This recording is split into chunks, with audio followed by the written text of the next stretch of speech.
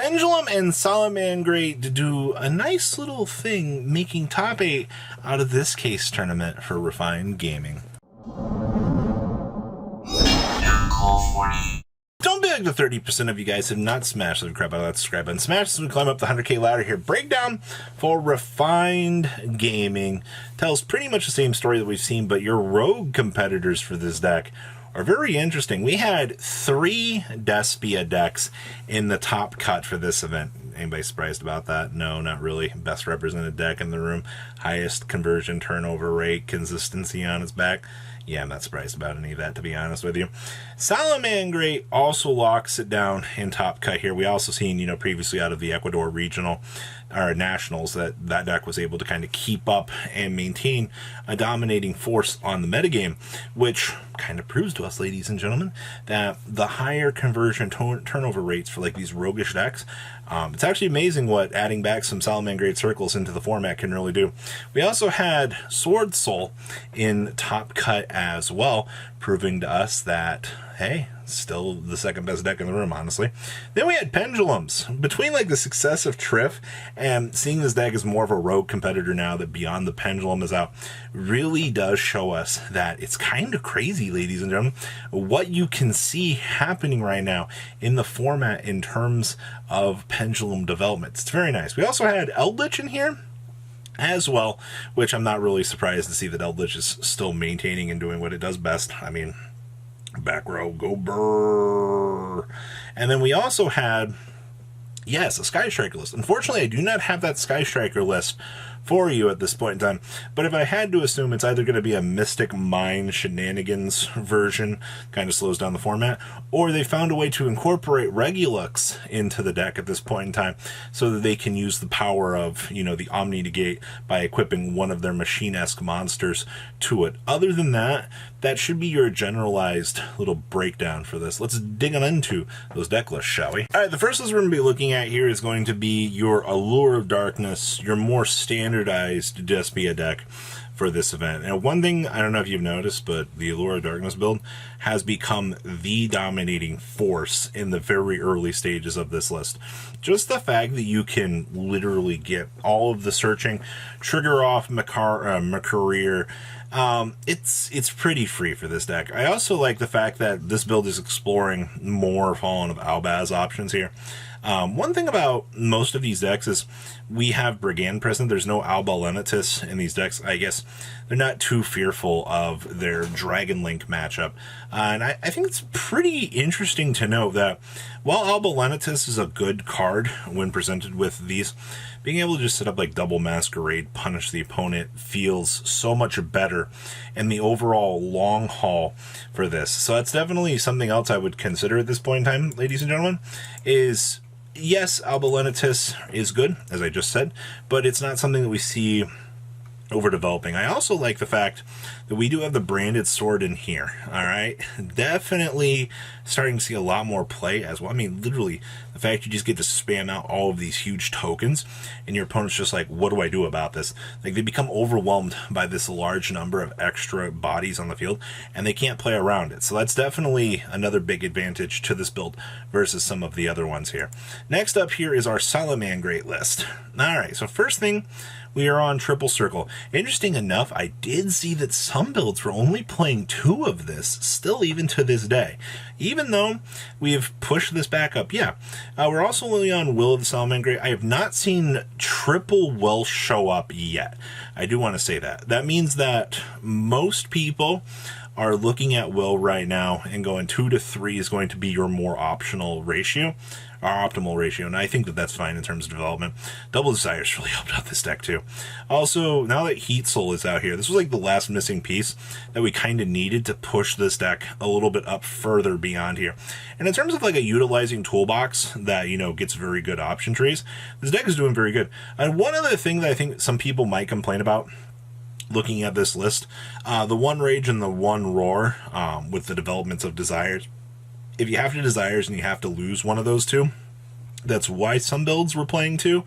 I'm not saying that it's necessarily a bad thing, but that's one of the more general complaints I feel like I'm going to see while we're looking at this list here is just, oh, you know, you didn't consider this option tree or for this situation.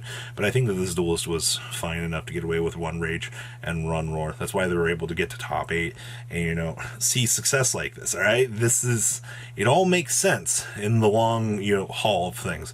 So overall, not too bad of a turnout for Salamander Great here. Next up here is our Sword Soul Tourney list. And the first thing I want to say here is Triple DD Crow. There is a lot of Crow developments right now for this.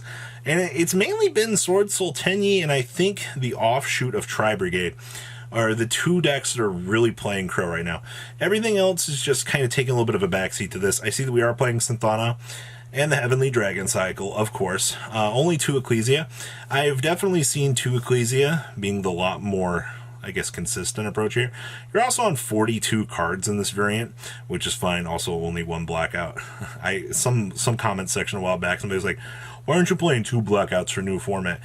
This isn't Master Duel. Like, you don't need the extra token or anything. Everything that your deck does currently should be good enough, all right? If you're trying to, like, expand out and do, like, crazier things with Sword Soul, I think you're going too far above your current modern era pay grade, so stop that, all right?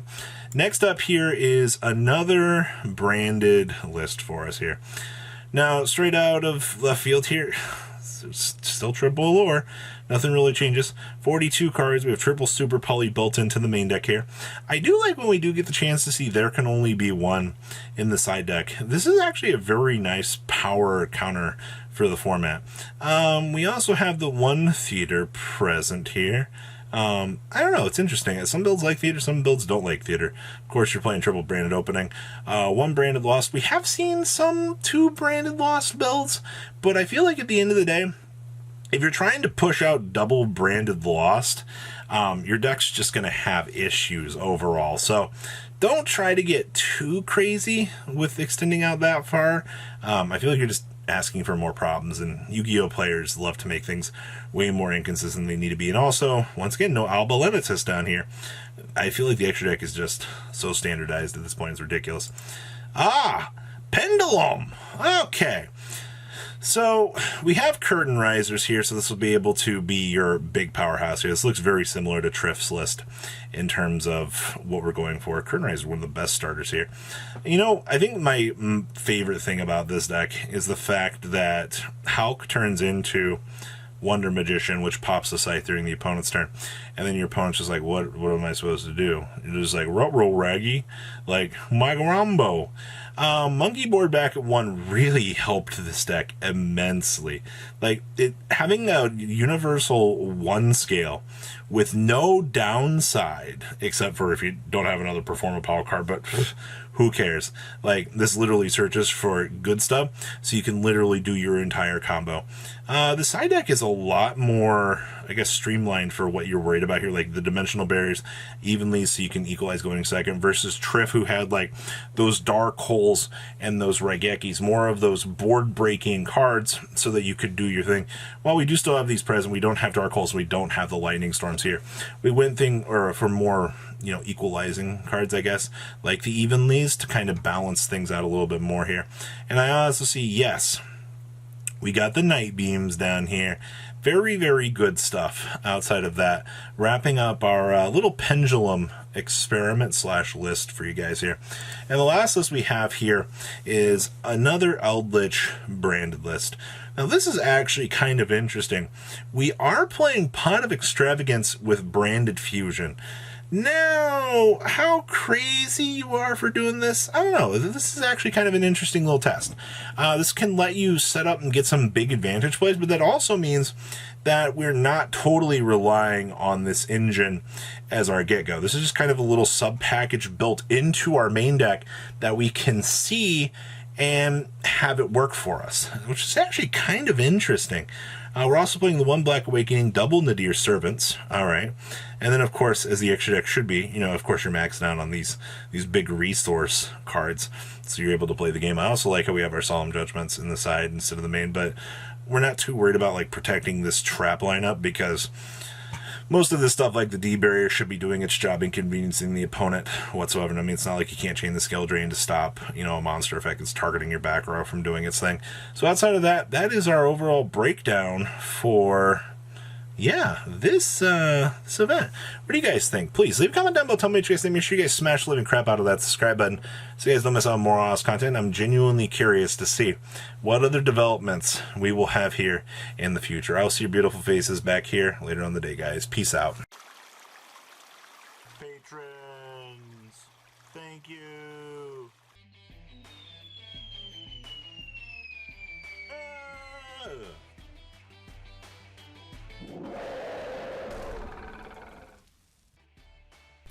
Thank you so much for watching. Check out these other videos.